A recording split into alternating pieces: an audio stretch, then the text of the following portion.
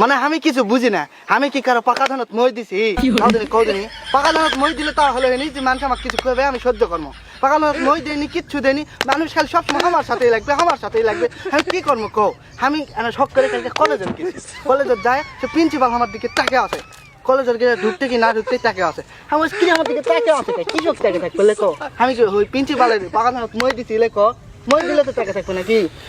ওরা কিছু মনে করিনি, সোজা সোজা আমি চলে গেল কলেজের ভিতরে ঢুকে আমার দিকে পিউনের টাকা আছে, পিউনের টাকা আছে। কিরে পিউনের ধানতে মই দিছি? পিউনের ধানতে তো মই দেয়নি, তাইলো পিউনের ধানতে মই দেয়নি, প্রিন্সিপালের ধানতে মই দেয়নি, তাহলে তাকে আছে কেন? তাকে আছে কৃষক, আমার দিকে তাকে থাকা লাগে কৃষক।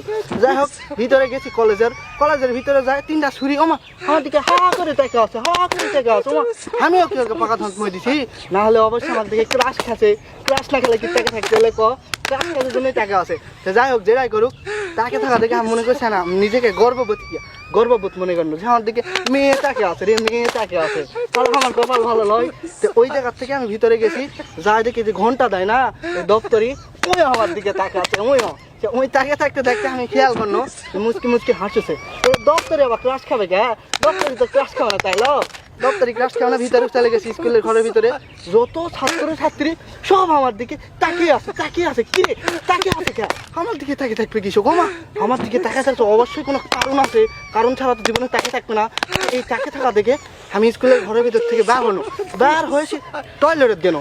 টয়লেটের যায় আমি বসবা লাগবো, এই সময় তাকে দেখি কেউ আমার দিকে তার ক্লাস খায়নি।